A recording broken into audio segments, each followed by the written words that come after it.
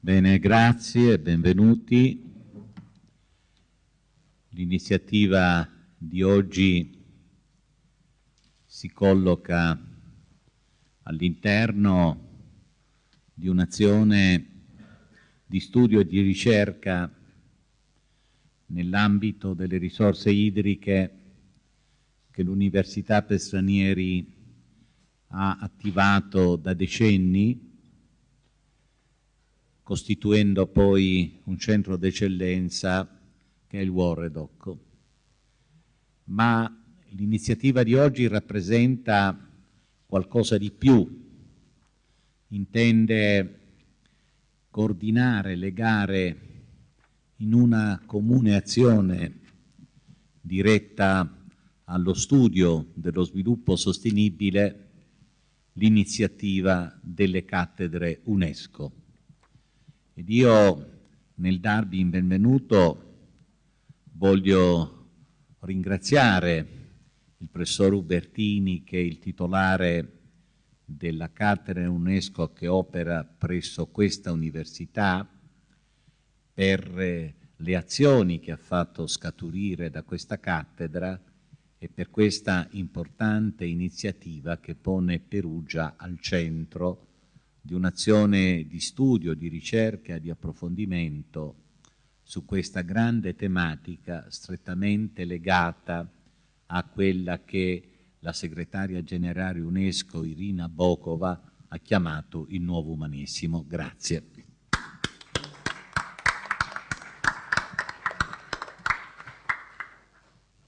Good morning.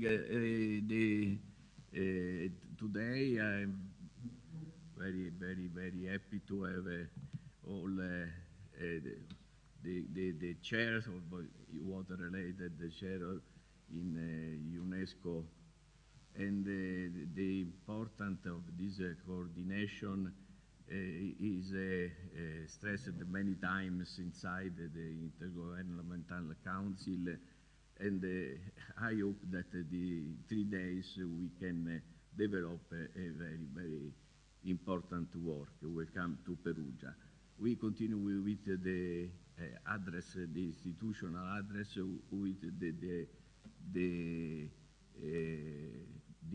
director of the group, international group, to realize the international activity inside the University of Florence. Dr. Fabrizio Focolari address the welcome. Please, Fabrizio.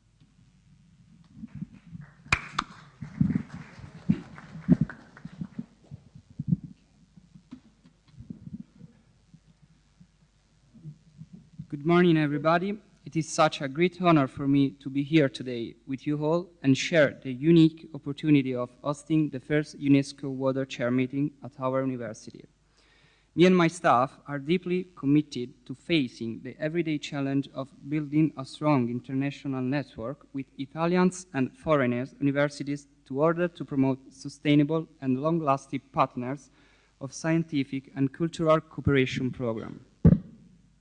I want to thank our rector, Professor Paciullo, and all the staff involved in the organization of this meeting for the passion and commitment in promoting water resourcing management and culture. A special thanks to Cristina Mercuri, Valentina San Martino, Paola Tricoli, Simona Farinelli, and Filippo Capruzzi, and Professor Chiara Biscarini for the great job for organizing the event. Welcome to Italy, welcome to Perugia, welcome to our university. Thank you.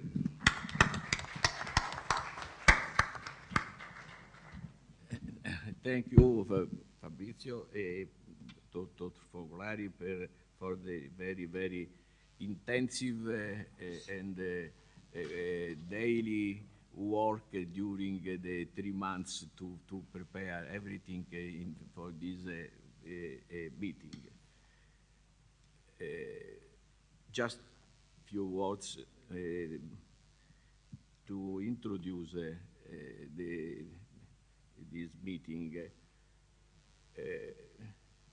I want to, first of all, to thank University for Foreign Health of Perugia, il magnifico rettore professor Paciullo, direttore generale della dottor Nicoletti, the staff of the university, and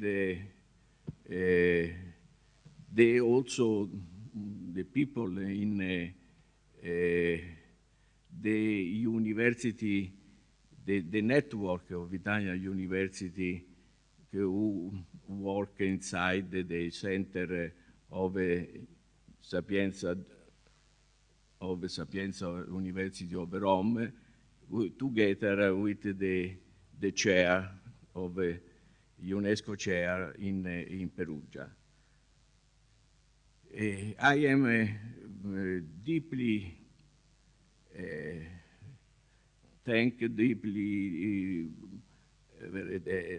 thanks to, first of all, to Blanca Jimenez-Cisneros, the director of the water sector in UNESCO and the Secretary General of International Hydrological Program, who pushed very much to have our meeting.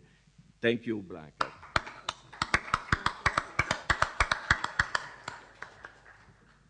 Also, obviously, the group of the IHP in Paris,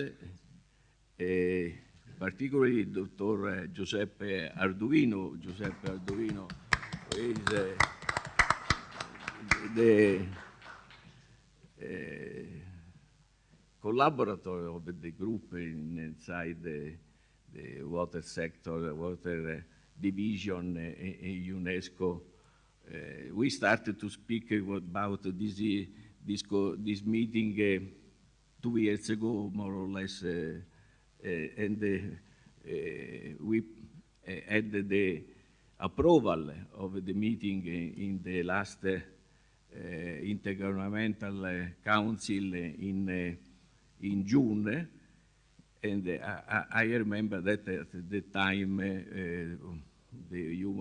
is a unanimous decision to have this meeting. This is a very, very important meeting.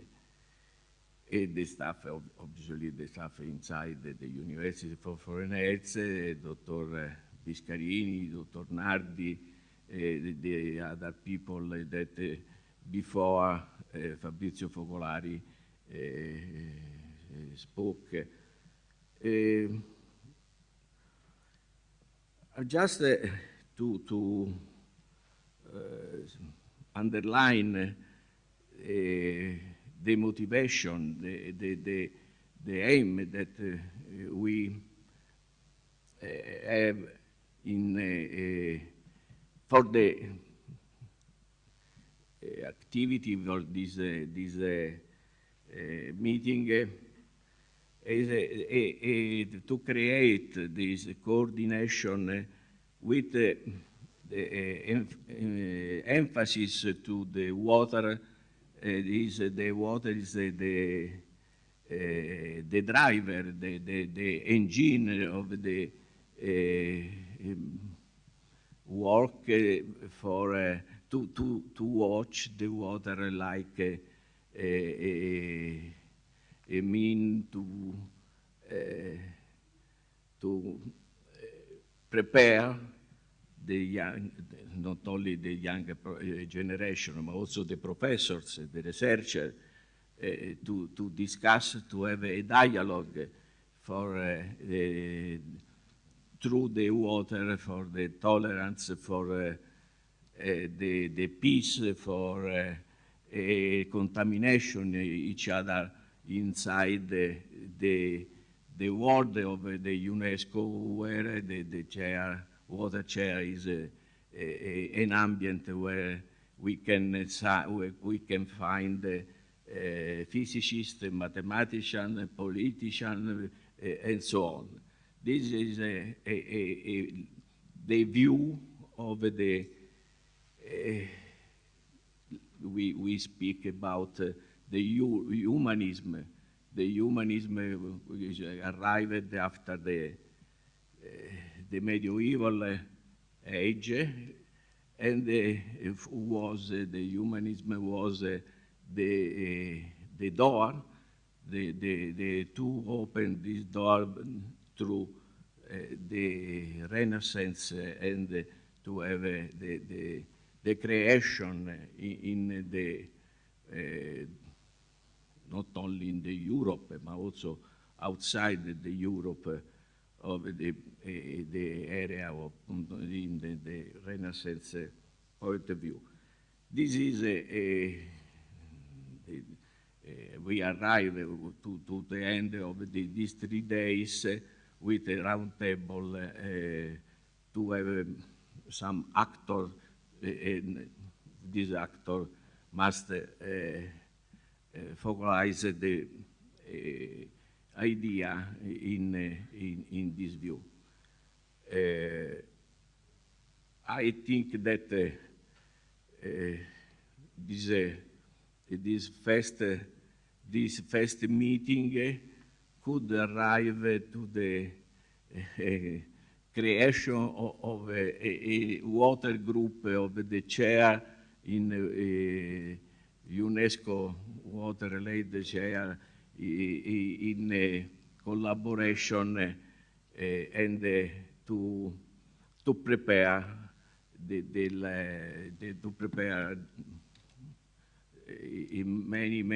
many people inside this view. I thanks very much. Good work. Enjoy the beautiful city of Perugia with this view. Thank you very much.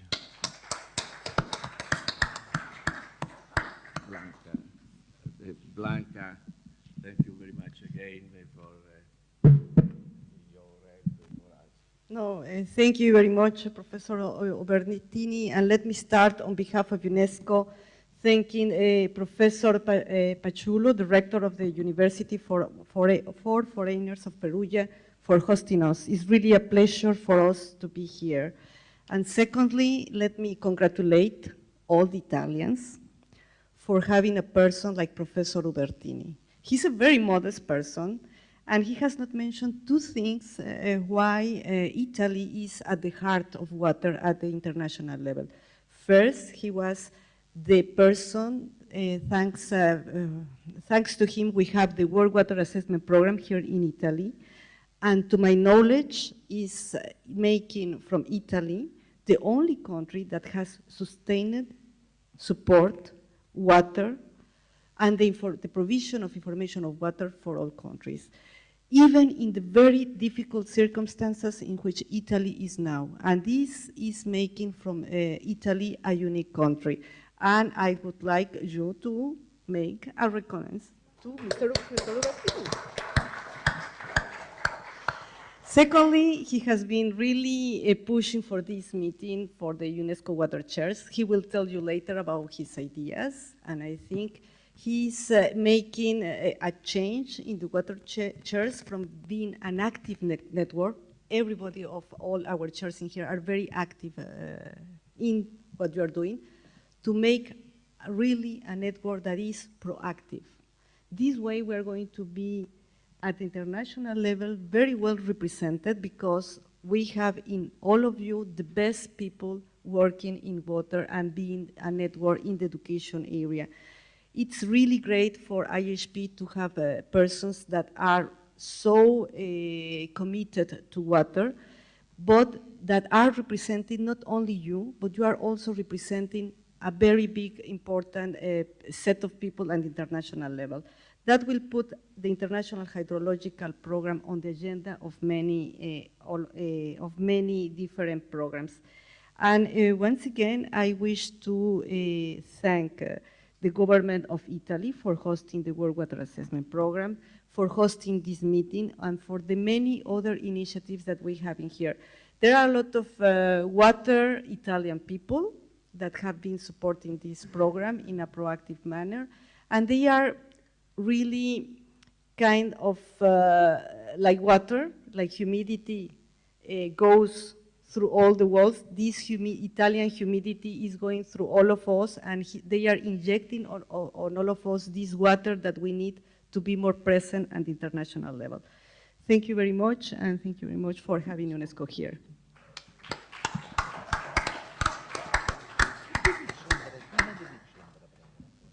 Thank you, Blanca. We have this morning in this opening session a keynote speaker is outside the UNESCO chair, but is a very, very important person, Paolo Bonora. Paolo Bonora is the director of the Archivio, the State Archive in Rome. The State Archive in Rome is a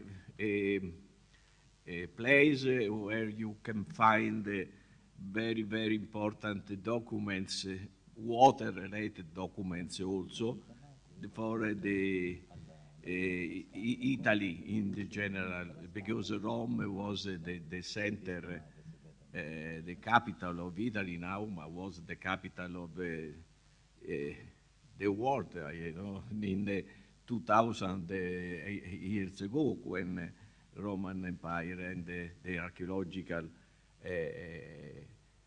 area of Italy, but also outside Italy. He is the background of Paolo Bonora is philosophy.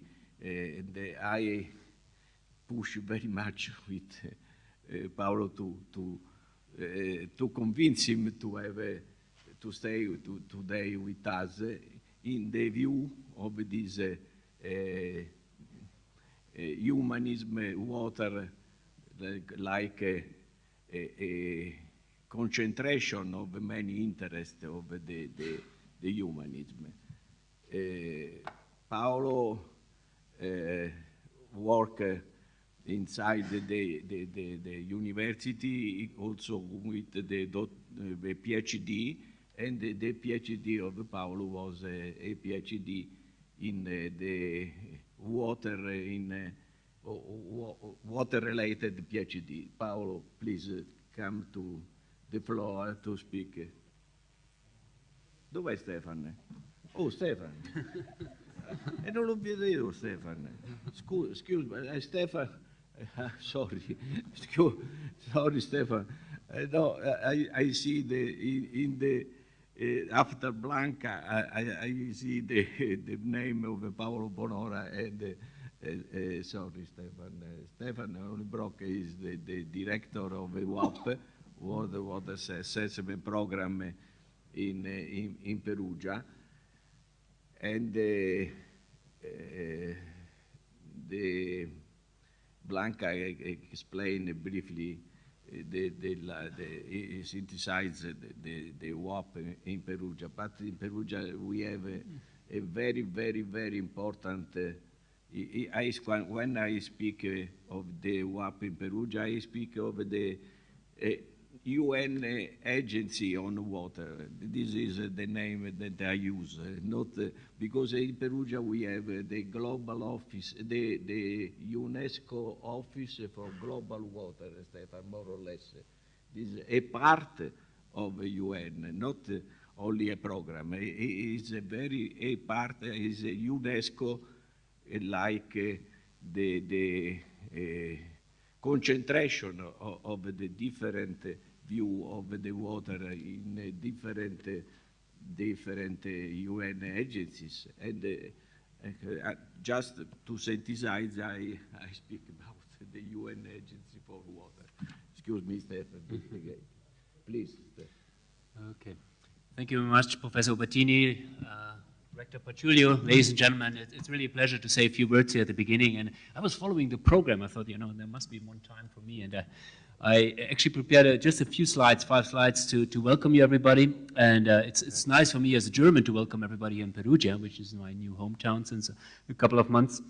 And I really, also at the beginning, I would like to thank the colleagues who have been organizing that. And certainly here, the local organizers under the leadership of Rector Paciullo and Professor Ubertini. I think they were hard-working colleagues like Dr. Chiara Biscarini, Professor Nardi is somewhere in the audience, and a couple of other colleagues who made this happen. If you look at the objectives of this meeting, it's largely about improving coordination between the water chairs. And if we're able to improve the coordination between the water chairs, that really means we can increase the impact. And that's what UNESCO is really about, in creating the impact and towards a better sustainable management of water resources globally. Certainly this is a focus on the water chairs, and congratulations, Lucio, to have the first water chair meeting, to the best of my knowledge, ever, in Perugia. Well, it's really an achievement, but as Dr. Blanca Jimenez illustrated, it's more than the chairs, it's the whole IHP network, which also comprises the water institutes, as well as other colleagues within the water family, as we like to call it, the family that Blanca leads. And that includes the World Water Assessment Program, which is a program of UNESCO. I like it when he says that it's the UN Water Agency, but I have to stay modest, and it's not the UN Water Agency yet. But it's an important program of UNESCO, and what we do, I would like to illustrate with just 5 slides, and I understand that everybody's very excited to listen to Professor Paolo Bonora, but just a few slides on what we do, and that maybe helps us also to engage. So, Blanca, thank you for helping me with this PowerPoint presentation. What we do is the core business is producing the World Water Development Report that has been produced at the beginning every 3 years. It was like an IPCC report for water. And if you click one more time, you will see that in the last 3 years, it has been an annual report, always on a different topic. The 2014 topic was on water and energy. 15 was on water for a sustainable world, because of all the SDG discussions we had in 2015 and the Agenda 2030, as well as in 2016 is then Water and Jobs. That's the report where we will illustrate that agua y lavoro tomorrow at another beautiful location here in Perugia at the Sala dei Notari in the city center. And it's mainly coordinating the efforts of 31 UN agencies that contribute to that report, and many partners and members, including obviously the IHP network and everybody who's part of it. One more, briefly at the World Water Assessment Program, our mandate is to monitor, assess, and report on the state of the water resources.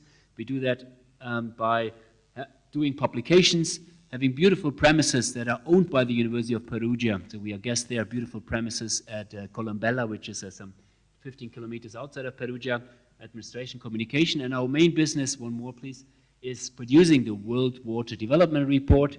And what we also do is the so-called synthesis report on SDG 6. I'm sure you heard of the Sustainable Development Goal number 6 on water and sanitation. And what we are attempting to do is to summarize all the progress that the world community has for SDG 6 and inform the political levels about that, because policymakers are very busy, like rectors and everybody else. They cannot read all these nice reports that we as scientists maybe produce. So the objective is to synthesize all the progress in SDG target 1, 2, 3, 4, 5, etc., and give the key policy recommendations. And that's a report that will be published in May 2018, and we are very busy with that as well. Second is outreach and advocacy, and if you click one more time, is applied research programs. And outreach and advocacy, we can produce all the beautiful reports of the world. One more, please.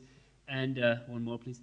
But it's very important to communicate about that. So tomorrow we have an event here with a lot of senior Italian representation here in Perugia, but we had quite a number of events around the world. We were communicating about the findings that we have about water and jobs, and inform policymakers and the general public at large.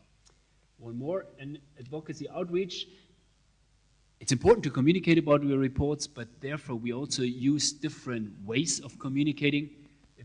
On the top left, you see an event that we had earlier this year, where also the University of Perugia was very present, and you see on the right-hand side the political leadership of Italy with Minister Giro and Secretary of State Degani for Ministry of Environment. Minister Giro is the Vice Minister of Foreign Affairs. And we have Madame Bukova, who received on that, the DG of UNESCO, Blanca and my highest boss. She received on that day the honorary doctor of this very university, and also Padre Fortunato. Padre Fortunato is from the Assisi convent, and he was facilitating a dialogue, a conversation about sustainability in water. And we believe it's not only important to talk about sustainability in water between us, but also to include spiritual leaders. And in this case, we had invited Padre Fortunato from the Assisi convent, and he did an excellent job in communicating and facilitating that discussion. A few more results, just if you click, and as we work with short movies, everything can be found on our website. And we had training for African water professionals, one more click, from different countries of Africa, do different trainings, and I'm very pleased to have one participant here in the room in front of me who was here about a year ago, roughly, last time here when we did some training on water and sustainability. One more last applied research project, and that's the last slide I have. Click one more time, please.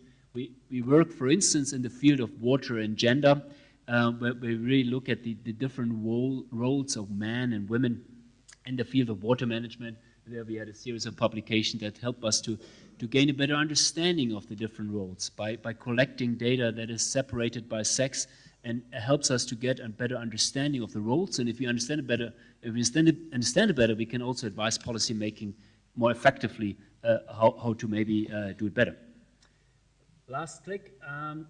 Before I thank you for your attention, I have one more click. Then you see these are the World Water Development Reports, and 90% ready is the wastewater report. It's wastewater, the untapped resource, which will be published early next year, in 22nd of March on World Water Day.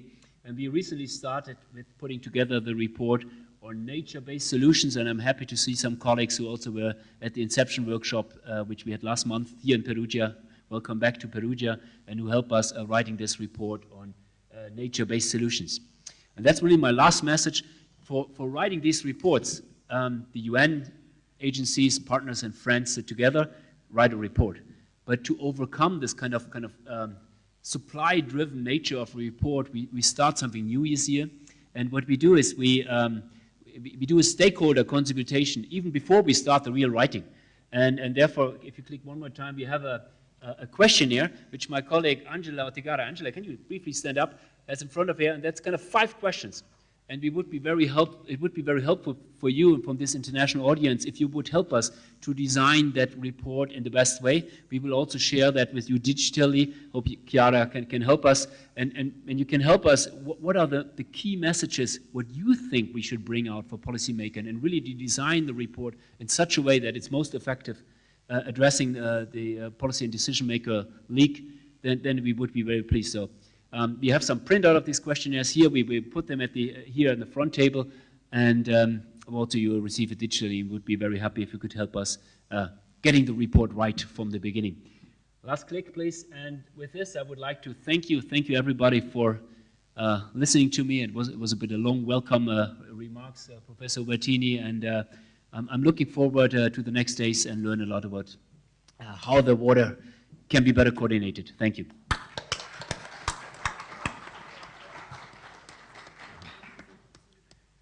Thank you very much, Stefan. And I want to take this occasion to stress the importance of this structure in Perugia.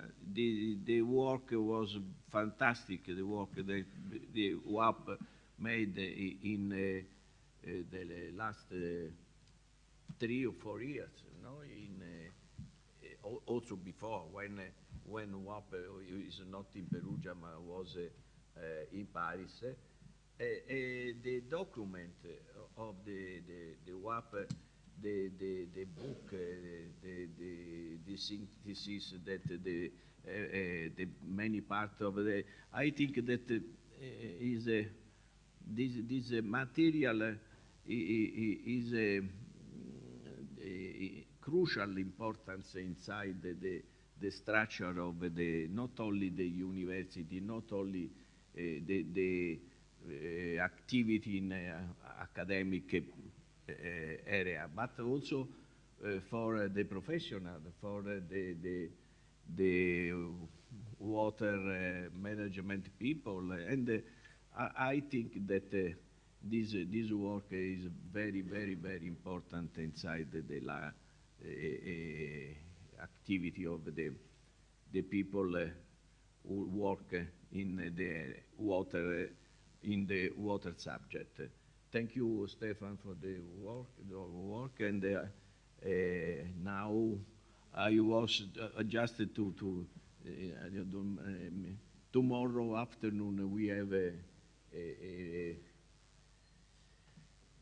meeting in the beautiful room in the Palazzo di Priori, the beautiful room where many people are involved. The mayor of Perugia, the professor, the rector of the university, the president of the region, and the other people to follow the presentation of the last report in the one. Now, this Blanca, we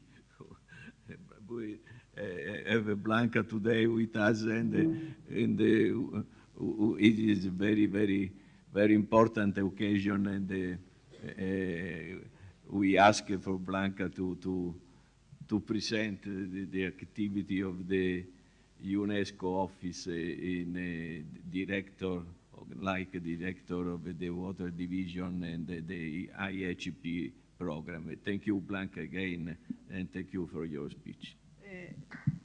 Thank you, Professor Ubertini.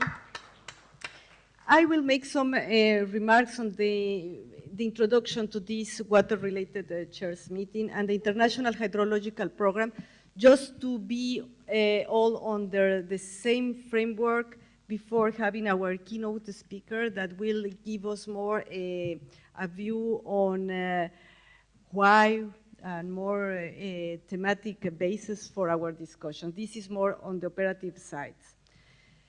The evidence shows that investing in water infrastructures and services can have high returns for both economic development and job creation. It is important that these investments are planned with all relevant sectors, including agriculture, energy, and industry, to ensure they produce the best outcomes for all. Lead United Nations Agency for Water, and in this context, UNESCO has a leading role that starts precisely with the International Hydrological Program. The International Hydrological Program are all our 169 national IHP committees, our 36 water centers, and our 38 UNESCO water chairs, besides the UNESCO IHE Category 1 Center on Education that is based in Delft, and the World Water Assessment Program of UNESCO, which is based in Perugia. And this is what is in mind of our Director General. This need for the IHP, that is the need for all of us to lead this water positioning on a new way to apply water management in the future. The International Hydrological Program is an old program that was created after the first international water decade that ended in 1975. So it's a program that is 40 years old.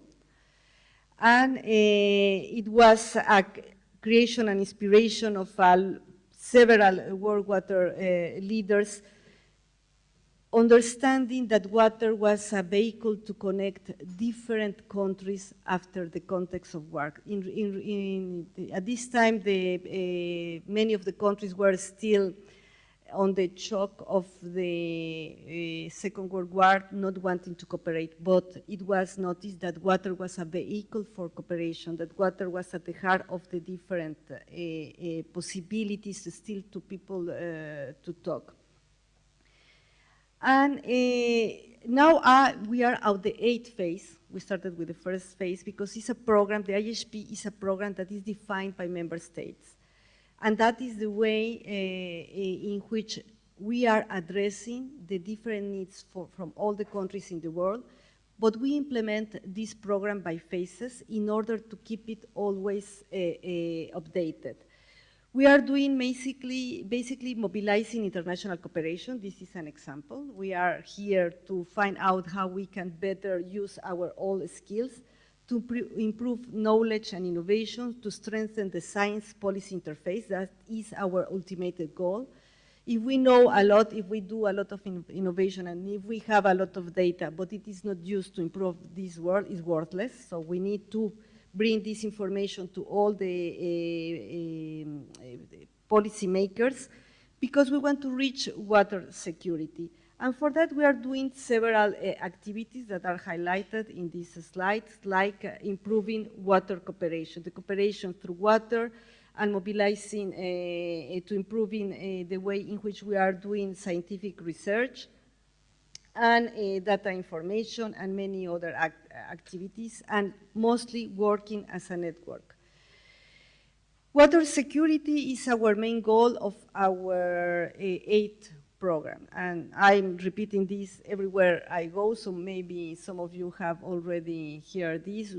Also, water security is a concept that everybody understands very easily and is used in the language of many people.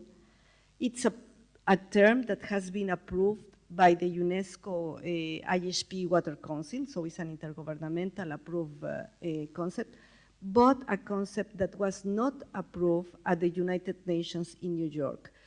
The SDGs agenda, first version, wanted to achieve or to improve water security for all, but the term was not adopted by some member states of UNESCO. And that means for us a challenge, because we need to work harder to make understand policymakers what this term means and why it is necessary to improve water security.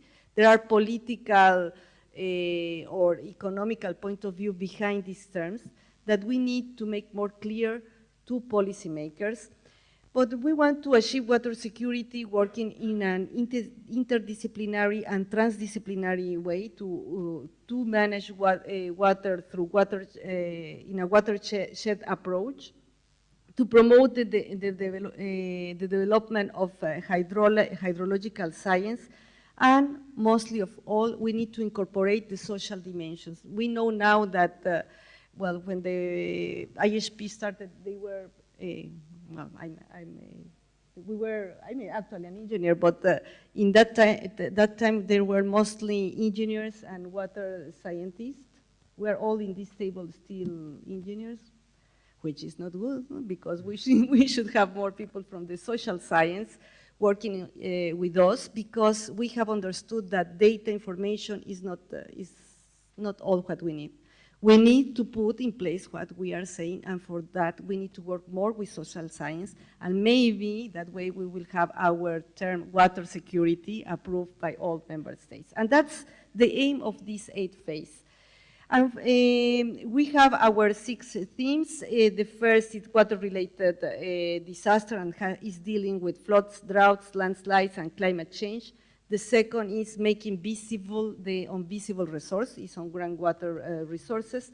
The third is, and that has been really a challenge even in the scientific area, making people that are experts on water quantity from all disciplines work together with the people working on water quality. And believe me, it's a challenge, even from the scientific perspective. Can you imagine from the administrative perspective to manage integrally these 2 concepts is very difficult. Water and water for human settlements, both urban and rural. And the 5th one is eco-hydrology, merging the green solutions with the gray solutions, because, and that's something that we need to say, well, we are in a green area, we want to promote more green area, and the green people have decided that the engineer people, we are the gray agenda, which is a color I don't like. But we need to use a way to take from both worlds, from the gray world and the green world, the better to apply and make feasible solutions. And a theme that has been always there in IHP since its creation is water education. and we are still working in water education, and all the chairs are a very important tool to contribute to this theme. We are merging all this to have a better concept through what we are calling the UNESCO Water Family, which is a concept that has been approved recently by our IHP Council. Even for that, I remember that when we start this concept of UNESCO Water Family, mostly the countries from the northern part of the world, well, it depends how didn't like the term family, because they saying that it was a very Latin concept, and they wanted to use the UNESCO Water Network. But at the end, I'm Latin, so at the end, the UNESCO Water Family concept won, and we are now a family, which I'm very happy to share with you. We have 42 chairs, 36 Category 2 centers, the WAP and the UNESCO IHE Center, besides the 169 IHP national committees and focal points. One thing that you need to know is that the chairs are not directly managed by the natural science sectors. They are part of the education sectors, and that makes a little bit difficult for you because you make the application to the education, you report to education, and then we need to be running after them to provide comments, to collect your reports, because your reports arrive to that sector and not to us, and this is a little bit difficult, but that is precisely one of the scope of this meeting, for you to visualize you as part of this UNESCO Water Family and be connected directly with all the centers. And here you can see this family is very big. That means that we have at least 3,000 experts around the world working together to implement IHP 8, and this, because I see people taking photographs, this PowerPoint will be available in your website to use it whenever you want to use it. And I'm going to show very quickly the chairs in Africa. We have in total 5. The chairs in Arab states, and each chair is specialized in different items. And we want all the chairs to work together, but also for the chairs to identify themselves that they are working in similar topics. Because, for instance, we have 5 chairs working in gender, and they have created a terrific set of sub-network, and that they are doing a lot of things together. So we wish you that you will be, you can identify with which other chairs you can connect. Here are the chairs of Asia and the Pacific, the chairs of Latin America and the Caribbean. These will be available, as I say, in the website, and 18 in Europe and North America Which is the role of this UNESCO chair? Is to act as think tanks and bridge builders between the academia, the civil society, and the government to promote international and inter-university cooperation and networking, to facilitate the production and exchange of knowledge, and encourage training and research, as well as exchange of academic persons in the field and also of data. We were going to have a very interesting example provided by Professor Chicharon, that the potential that we have is really very interesting. And to create a pulse of excellence and innovation at the regional or sub-regional level. There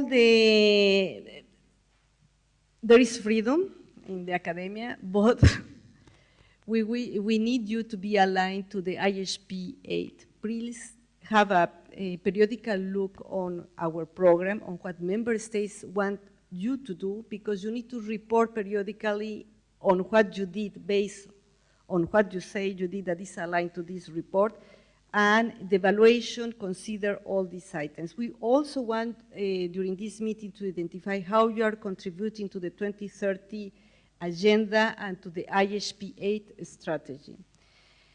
And when I started to work in UNESCO 4 years ago, one of the main critics to our program that's that we were working disconnected, where the concept of UNESCO Water Family did not exist, and we have a lot of centers. We were heavily criticized because of that. We have a lot of water chairs that were under education. So one thing we did the first Category 2 centers meeting in UNESCO ever, and we started working with the Category 2 centers. Why? Because the centers were more, if I may say, more easily to identify the type of work that they were doing. And now they are working as a good integrated network. They have signed agreements between the different Category 2 centers. They are doing exchange of informations. They have had, I think, now 3 Category 2 centers meetings. This is a sub-network already running together, and now we started with the chairs with this meeting. We want you to have one, this meeting, and maybe another one only among you, first to create this field of network. The proposal that has been prepared by Luis Chicharo is a little bit advanced in this respect. When you have this identity as chairs, that you need to understand why you are chairs, why you are not centers, how you can contribute to the IHP National Committee, how do you relate to WAP, how do you relate to the Category 1 centers. The idea will be to merge these 2 networks and to have meetings together, and little by little to really be a network that will be ruling and setting the agendas for research, the agendas for many other aspects. We really need to be the scientific arm in water for the United Nations. That's the ultimate goal. And I'm sure that we have the strength, we have the most qualified people.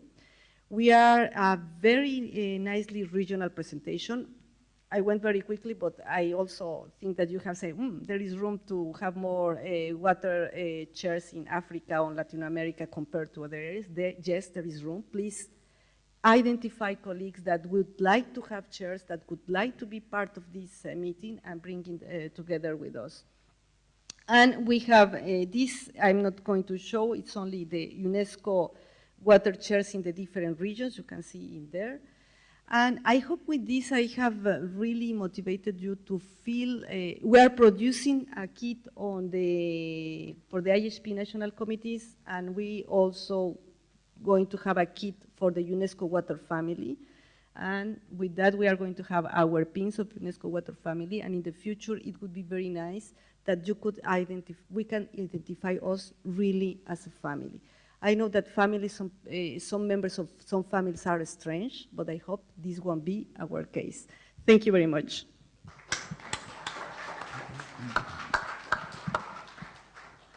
Thank you, Blanca. I think that the importance of the IHP is fundamental, because everything was born from the IHP program. Italy started to work inside the IHP from the beginning.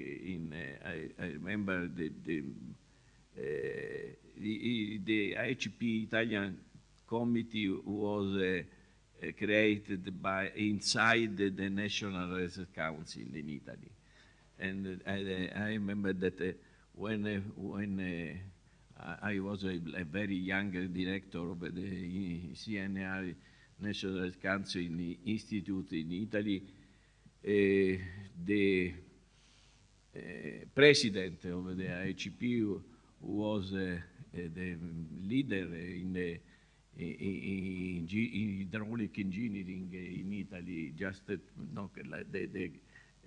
derivation of IHP is from the engineering school and inside the technical hydrographic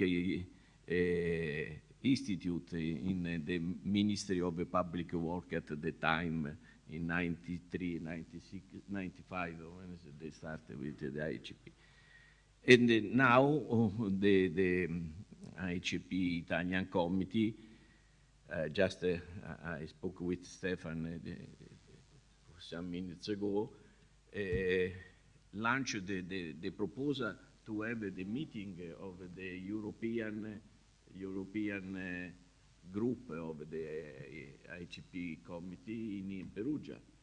And we proposed at the last meeting in Germany, to have this meeting, meeting of the European and also North America, because the US and Canada is inside our region, and in June next year, before the meeting, the ICP meeting. This is also an important date for the ICP community. Okay, now we have the pleasure to call Professor Bonora. We are very happy to have Paolo Bonora with us this morning. Un applauso, Professor Bonora, che è arrivato. Professor Bonora. Good morning, ladies and gentlemen. Thank you so much for inviting me here today. Thank to Professor Ubertini, who was my fellow of experience and exploration in this cross domains and between history and science. We are both as curious as expert in different fields, but it is a big honor and a big challenge to be invited here as a keynote speaker. I really hope that some of the consideration I may do today can be useful as a key to understand what are the tasks that were outlined for your organization by Blanca. By the way, well, I didn't thought to speak in English, so stop me if I say something which is not clear, but hearing Blanca speaking, maybe I found a title for my notes: Sustainable Humanism. We are talking about humanism. So the point is that at the beginning of 20th centuries, a lot of illusion, a lot of expectances were in Europe and the world about science. Science were supposed, in the Belle Epoque, science were supposed to solve any problem. Progress would make every country rich and would solve any crisis of subsistence, food, water. And now what? Now we have disasters, floods, crisis, economic crisis, dryness. So by this point of view, this vision, anthropocentric vision, has failed in some way. So in between the determinism of the science, which means that nature had this law, we cannot overpass them. We are weak faced to the nature. And between the anthropocentric view of the progress, we have to choose a new way. So this is the birth of the ecological conscience, no? in the world. This is the birth of the ecology. But at the time where the ecologist movement grow in the 70s and in the 80s, there was a group of historians.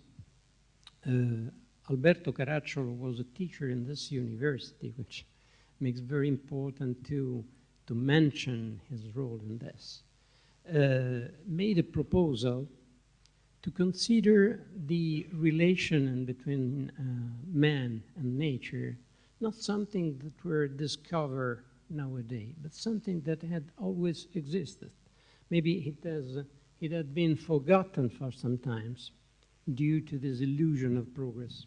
But there was something that had always existed. So many historical research that were made in the last 20 years were based upon this approach. I hope that what I will say about Italian history will be useful for your countries, because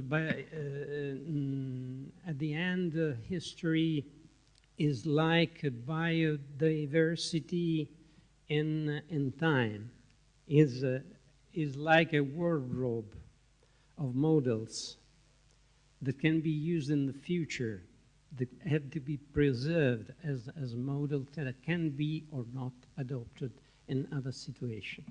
So what we discovered in Italy is that there had always been in our lands some way to manage the relation in between man and environment that were very effective, very practical, that could plan in a short way, in a restricted area and time, the future.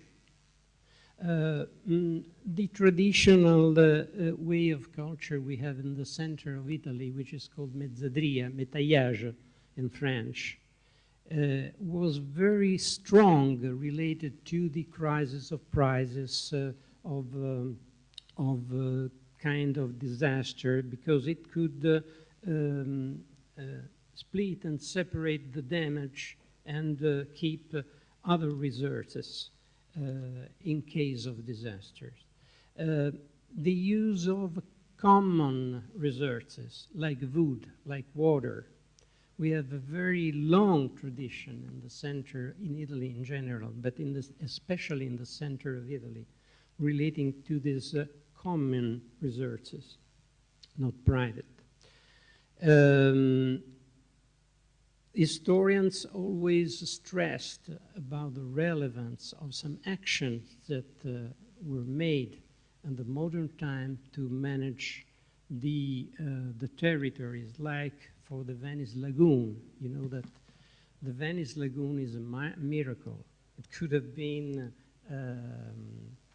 a marsh if many centuries ago the government of Venice would not begin for a very long time a politics of separating the mud waters of the rivers from the lagoon to prevent the flooding of the lagoon itself and stop the commerce of Venice itself. And another very relevant but not so famous case were the actions that were made in the big plain in the north of Italy, in the Pianura Padana, by driving the water with mud, the water with solid transport, to make the ground higher and make it fertile and make it produce and make it the richest plain in Italy. So what we have today is what is called a man-made land, like in the lowlands in Holland. And another phase of this old good ecological habits were the integrated systems that put together the drainage, the irrigation, and the use of hydraulic energy for the mills. So apparently it can look not so relevant.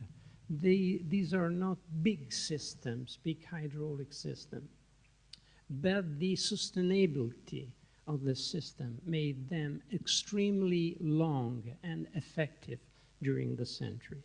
We would not have the country we have today if we didn't have this approach. So this sustainable approach. The point is that this is the practical side. So what were the scientists, the theoreticians, the humanists doing while the countrymen used the system? There were, for for a long time, a big separation in between theory and practice, in my way. Because if you want, the only scientific demonstration of a new plan for the country was a humanistic and an historical demonstration, which was what is called in Latin la restitutio, the restoring of the territory. So something could work, a drainage or an irrigation or an aqueduct could have been done simply because an humanist would find an ancient book, an ancient Plinius or a Roman classical works or Vitruvius that told it has been done. You have to consider that during the modern time, until the French Revolution, if you want, the concept of time was quite different from the concept we have today. So it was a circle concept of time. There was no evolution, no linear evolution. There was a revolution. So the restitutio, going back to the golden age, was the basic concept for all the big enterprise that the king were trying to make in Europe at those times. At those times, engineers were not scientists, they were practical. And architects were not scientists as well, they were humanists. They were people that wrote, that had studied Vitruvius. But no, not much more than that. The beautiful building of the Renaissance you see in Rome, in Italy, were made by by small companies coming from Switzerland. They had the great artistic ability, but not good engineer practice. So at the same time, the thing that they built since the 16th century onward had no scientific basis at all. You will be probably surprised to imagine that they imagined that building a bridge could stop a flood. To prevent the flood in Rome, they tried to build a big bridge in Magliano, in between Perugia and Rome, supposing that it would stop the water, it would prevent the water to flow to Rome. And at the same time, they thought that they could change the course of the river as they pleased. And this kind of heroical period produced the worst disaster that we have ever seen in Italy. Because, you know, when you change the course of the river, the water tried to go back his way, some way. And they had no ideas, nor of the water cycle, nor of the laws of the flowing of the water. There is a wonderful collection of ancient book, which is Scrittori che raccontano del moto delle acque. It is a series of books like that, because it had several editions in the 18th century. And there you can retrieve all the history of hydraulics, which is a very exciting history, because you see during time that little by little, also if the beginning was a disaster, the scientists arrived to outline a strategy to face the management, the water management. So at the end, by the litigation maybe, by the litigation in between two important towns like Bologna and Ferrara for the flood of the river, and going to the judge, to the Pope, to decide where the river had to flow, where the flood had to ruin the land. They were paying lawyers, and they invented chairs of hydraulics in the universities of Ferrara and of Bologna. And at the end of 2 centuries, finally they had the way to manage a problem that has been during so long. And at the end, a new conception of the space was born, because I told you they had no idea of the origins of flood. They thought that they would come from inside the earth, because yes, I know it's surprising. I'm sorry I don't have an image of the Jesuit Kircher, but as in those years there was a lot of volcano exploding in Italy, he conceived a system where the flood were given by the heating of the water inside that would erupt outside. So the point is that they had no conception of the space as a whole. They did not have a perception of a basin. They could not perceive how much rain fall on the mountain, because they only lived in the towns. Okay. So there is beautiful, some beautiful line, but it would take too long to make you understand this complete change of view from a circle time to an evolution time, and from a restricted area perception of the world to a wide perception of the world. So we have to arrive in the middle of the 19th century to arrive to this new perception, and to some relevant results in the law of the mechanics of the fluid, of the hydraulics with Venturoli, Edelweiss, Prony, all the mathematical formula that made the original Guglielmini concept of the two components of the motion of the fluids something manageable and correct. So the point is that finally at the 19th century they were able to manage the human's will, the human's need, and the ability of the science to manage some innovation in the land. There is a beautiful text, which is the project of the drainage of the Pontina Plain, south of Rome, which was made by an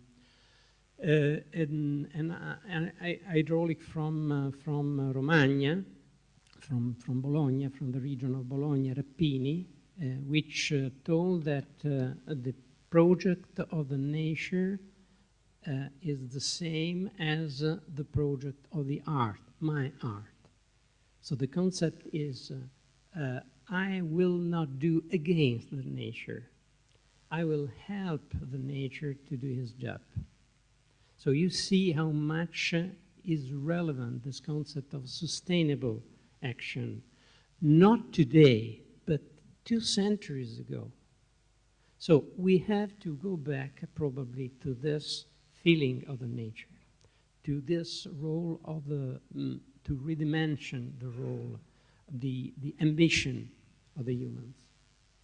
And this is something that was strongly related to hydraulic risk and climate. Many years ago, Professor Ubertini and I were focusing about the risk of the Tiber River and the climate changes. Because, of course, the climate changes is something that is not afflicted, is not affected by the human action more than It's something strongly independent, except, of course, for the effects of the industries nowadays. But climate has always been changing, and not because of us. So this is something that helped us a lot to outline a new concept of the human action in the hydraulics plants. Mostly because also in this field, as well as before, it was difficult to arrive to a wide concept of space for the humans. Now it was difficult to arrive to a new concept of time, because the perception of time that the people had during the centuries changed a lot. They had no ideas how fast or how slow the situation, the climate had changed. Moreover, what the scientists could tell us relating to the climate changes for a long time was not so precise to let us know something about human history, because they were investigating more about the geological eras, and they could not make a fine-tuning relating to historical eras. For that, there were pioneer research by Leroy-Ladurie and other researchers that focus on this mid-times, let's say mid-times. Because, and this is the reason why you have an archivist here that tells you about hydraulics and water. In the archives, you may find a lot of documents that tells you about the climate changes. By the blossoming of the cherries in Japan, by the time of the vintage in France, by the price of the grain, and whenever in Europe, you may have very relevant information relating to climate changes. So I am going to end with that. By this fine-tuning about historical period, we can also try to outline different models of relation in between man and water. Let's take the example of the Tiber River.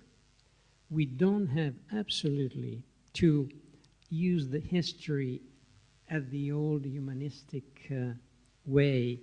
It was made by the Romans, we will do the same. This is not the same. History is the context where everything changes, ever. Nothing stops in history. So we can outline an ancient model of behavior, a medieval modern model which was different and which was very terrific sometimes, because in my opinion, there was the worst disaster was caused both by the human action and by climate changes just in that period. So when you have a combination of that, you may have really big disaster. What is called the Little Ice Era at the beginning of 17th century was an addition to the effects of the human action during the second half of 16th century, because an enormous growth of population had happened in the Mediterranean. So a lot of food had been lost. A lot of cultivation had been made with no rules on the hills. And like Professor Calenda, I think demonstrated, the entire basin of the Tiber River collapsed in the sea by by the investigation about the deposit, the sediment during century, we see that in that century we have an entire, like a general flood of all the basin. I also remember some years ago we were with Professor Ubertini in Assisi in a congress. It was the year of fresh water, I think. And there had been a disaster in a little village near Naples because there was a mountain that suddenly had crashed with a mud flood on a part of the village. And the people said, there were a lot of deaths, and the people said, oh, well, it has been here since 17th century. Of course it was, because it was the maximum expansion of the demography in the ancient village. So we have to go further in this investigation of the relation on our territories everywhere, of how, when, and what men had been made in our regions, in our nation, to prevent any possible disaster and to address to a correct relation, sustainable relation between the man and the environment and the water.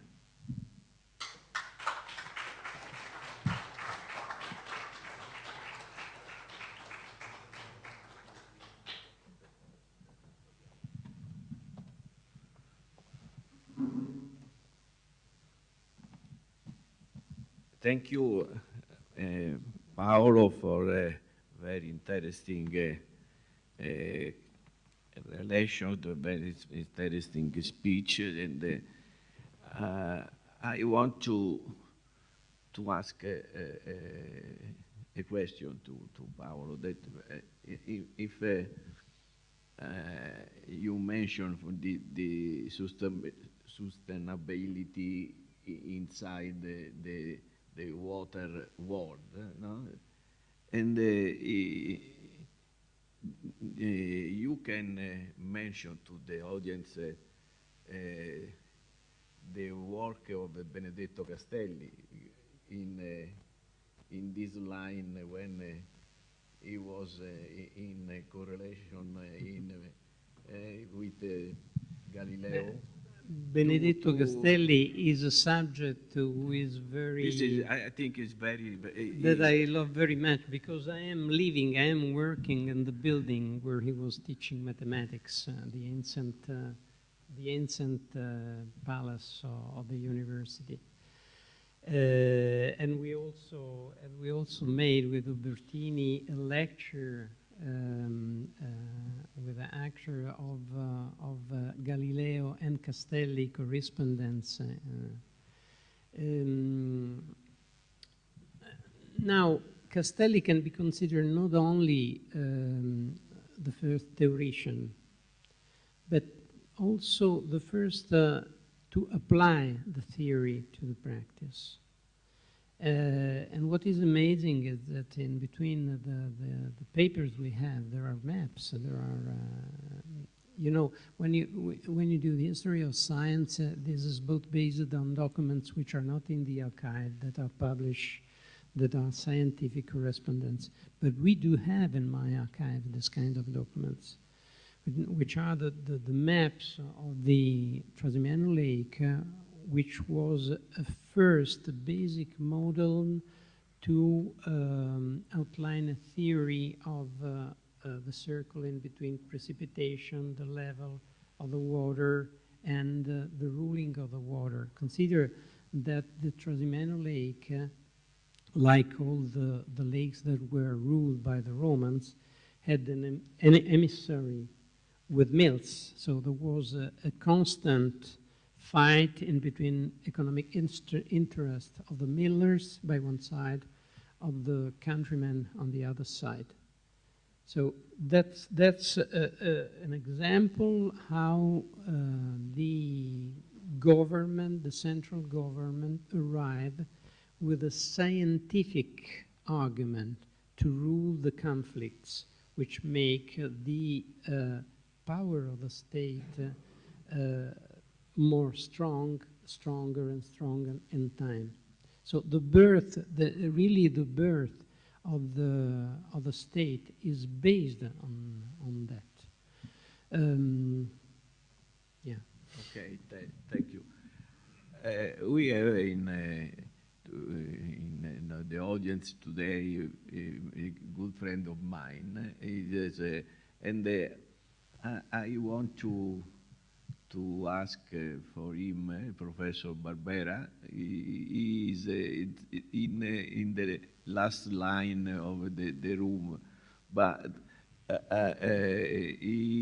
I want to have your reaction to this the speech of the Paolo, and I know that Professor Barbera he was the dean of architectural school in Sapienza. He is a chairholder of a UNESCO chair in close to the water, inside the water, and I think that your reaction, I know that you are not ready for the reaction, but No. Lucio, I can react you are very very, however, if you agree, Lucio. No, I appreciated very much the Paolo Bonora speech.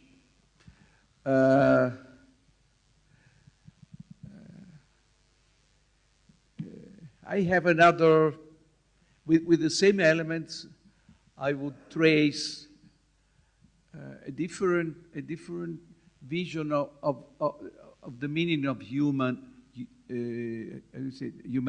culture. I think Paolo Bonora and myself can agree that Galileo and Castelli are fruit of the Renaissance revolution. I would point your attention to some special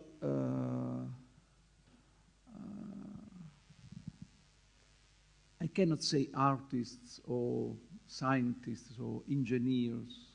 For instance, Brunelleschi.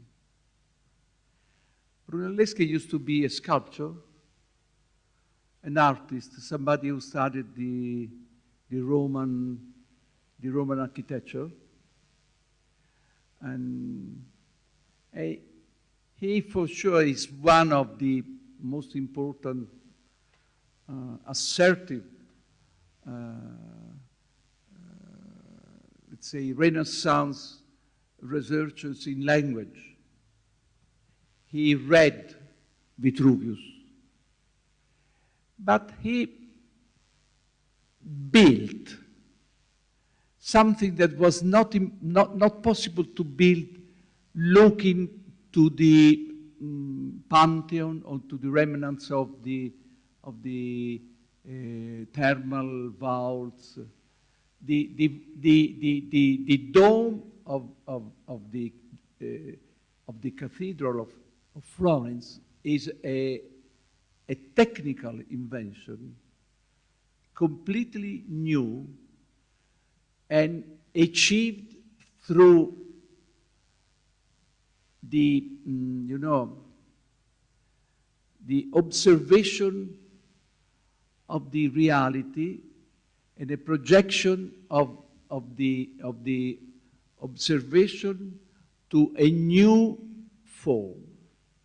Brunelleschi cannot be considered, somebody who just read Vitruvius and made disasters building things that they could not dominate.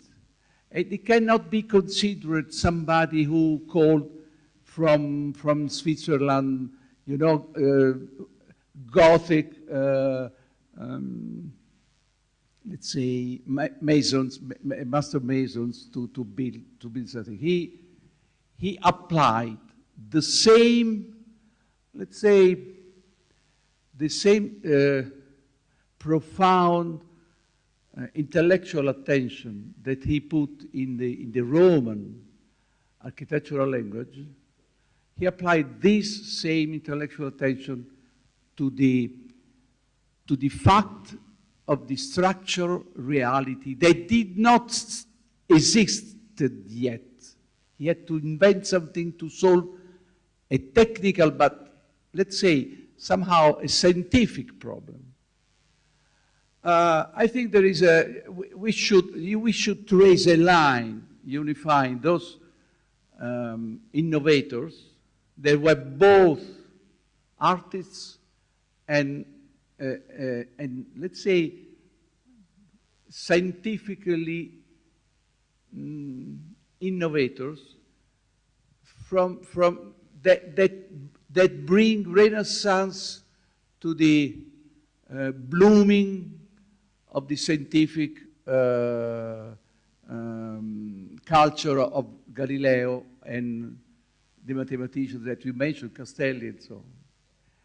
Of course, the roots of the modern mathematics is very deep. Is inside the I don't know the Arab elaboration around the functions and the series and so on, of course. But what I like to stress is that the main line through all the events and all the artist achievements of Renaissance, there is a line that brings to science. This is what we have to rediscover. Let's say, in a very bad way, very popular way, let's say, this interdisciplinarity inside the same brain. We Italian architects often forget that the Italian School of Architecture that was born in 1920, the modern Italian School of Architecture that was born in 1920 in Rome, was founded by an engineer, not by an architect, but not by somebody who came from the Beaux-Arts tradition. He was an engineer. His name is Giovanni, you know exactly who he was.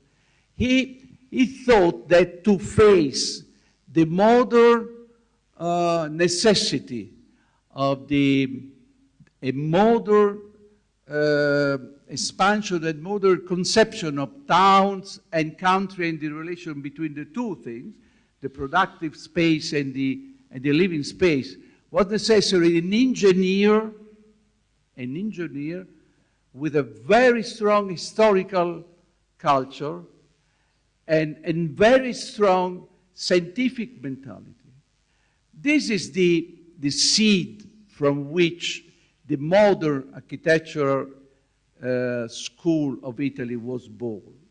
It was not an invention of people who was related only to, the tradition of Beaux-Arts or superficial reading of Vitruvius or other treatises.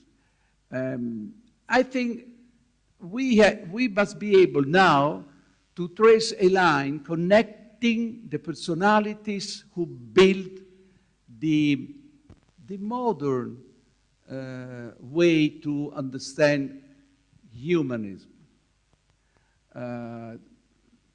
So I would not throw away the water with the kid. Thank you. Grazie, thank you, Lucio. The interdisciplinarity of the brain is very, very nice. The brain it is a container, no? The many, and to have some part that we are physicists, some part in mathematics, some part in engineering, philosophy. However, this is nice, the interdisciplinarity of the brain. Una tua reazione? Ci sono professore Adrian Parr, and I want to thank Paolo Bonora for a really fascinating and thought-provoking presentation, and Lucio Ubertini for having us all here today. I'm one of the UNESCO Water Chairs. I just wanted to add to the comments that was said at the back today, and just throw into the pot another person. We've mentioned Brunelleschi, but also Leonardo da Vinci. Yeah, and my first book was actually looking... You read in my eyes. At the relationship between art, science, architecture, engineering, and to sort of add to what the previous person just said with interdisciplinarity, I think we also need to try to think about transdisciplinarity, where we're not coming from our different disciplines and trying to connect them, but what Leonardo did so beautifully was he worked through the disciplines. So you look at his studies of water and wind and the drawings that he created, and he looked at them like a scientist and an artist. It then went on to inform the advances that he made in the sfumato technique, and that in turn was a process of both what Gilles Deleuze would call repetition that produces a difference, which is an inherently ecological feeling, I would say, one that's both the combination of science, engineering, and aesthetics, which stimulates and massages what it is that's special about humanness, but at the same time it's inflected by our relationship to the world, both spatially and temporally, as Paolo Bonora so fittingly spoke about in his presentation. And I think, artists have so much to teach us in that respect. And I mean, I think UNESCO, both as, being United Nations education, science and cultural organisation, is so well poised to create these platforms for those kinds of dialogues to happen, because as Blanca so fittingly pointed out in her presentation, we can't get there with just science or engineering alone. We need to work in collaboration with people who are involved with the social sciences, and I'd also argue with, aesthetics. I do a lot of work in slums, and we come up with amazing engineering solutions, and then people won't use them because the spaces are dark, they smell, they're damp, women don't feel safe in them. And these are problems of feeling, and aesthetics is really well positioned to also address those things. So I just wanted to add that to the conversation. Thank you.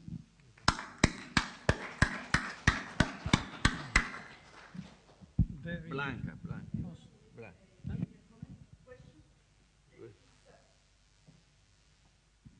Thank you very much, Paolo, for this very nice presentation and invitation to think, which is, I think, the most important aspect of your speech. Personally, I have a little bit of, with this humanism, a little bit of conflict because it's really very anthropocentric. I think we are now at the stage in we need to more understand we're a part of everything, and we need to be acting, even if we are the humankind that it's thinking or analyzing the rest of the environment. We need to understand that we are a part. And if we understand our role in this environment, and I think you mentioned more a little this on this story of anthropocentric, which was also part of the club of Roma dissertation, if we should be environmental centric or anthropocentric or anthropocentric. We need to find our place, and I would like to have your comments on this as part of the entire world that we need to be perceiving in the way it is. The way is not divided by disciplines. It's us, no, who make this artificial division. I don't know why. Honestly, maybe you can tell me who started this idea that we need to be seeing the world by pieces with different lenses. Because the problems, well, but the problems have all the aspects. They are not divided. So how we jumped, the humanity jumped to that, and then it jumped that we need to be the one fixing everything, because we are spoiling everything. And you mentioned the climate has changed also naturally. So maybe we shouldn't be that anthropocentric, or I don't know. I'm not a philosopher.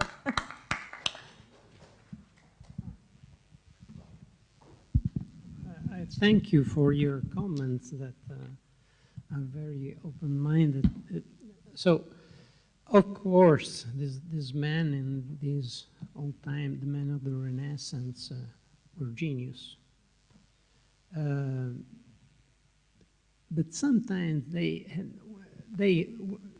were constant to make something completely new, but they thought that they had the support of the Roman experience. For Brunelleschi could have been the Pantheon couple, for example, or for Leonardo da Vinci confessed honestly that he is un uomo senza lettere, that he is not a scientist, he is a practitioner. He has learned everything about hydraulics by people from Siena or Milano that were practicing hydraulics since a long time. He makes a theory upon this experience. Now the real point is not if they invented something new. Of course they did, something marvelous new. But is the vision they had of the role of the man in the world. I will take a new example by Machiavelli text that has been commented in a nice book from Adriano Sofri. I don't remember the title, but his comment inspired probably by a Vasari fresco in the Vasari house in Arezzo. In this fresco, there is the fortune, il caso, the fortune is taken by the heir and obliged to follow the will of the personage. And Machiavelli says something similar, because it says, if we take the eventuality, the case, la fortuna, what may happen, in a very brutal way, and if we do not make any possible mistake, we may have a 50% of chances to win in face of the nature. We must admit that it is very modern, and this is very honest. If we do not make mistake, it is an honest competition, and let's put it this way. Of course, this is not a question, this is not a matter of percentage, but this means to admit some limits, some relevant limits of man in face of the nature.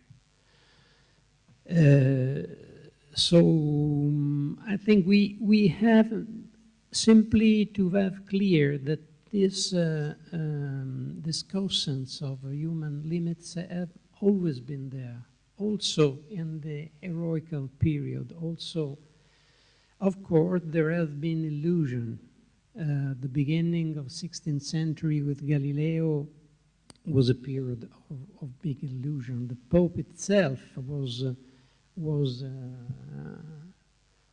pushing in the direction of a new science, and then Galileo failed some way in supporting this illusion of power that they had. But this do not mean that our failure involves that we cannot be able. Maybe we will be able tomorrow in some way. Thank you. This is my point of view. I think that we can stop the session here, because otherwise we finish all the 3 days meeting with this meeting. Just some information. Now we have the lunch break. We prepare a very, I don't know, say very small or not small, but it is nice lunch break inside this building at the floor -2. When you take the elevator, -2, finish inside the cafeteria of this building, and they prepare, no? -2, sì, secondo, in secondo, io ho detto 2 per essere sincero. However, it is the -2, and we reconvene at 2:30 for the first session of the coordination. Another information, this evening, all of you are invited for a welcome reception. This is in English the name. I think that is welcome. It's just 100 meters from here. Go down in the street via Pascoli. In program you see at 8 o'clock. If you agree, I suggest to finish here and to go directly to the dinner and to stay there at 6:37, if you agree, because otherwise you go to the hotel and come back. It is more easy to go directly from here to the dinner and to stay together in ambience for us that they prepare in this place. Okay, I suggest that you agree at 7. I call the restaurant for the 7. Okay, good lunch.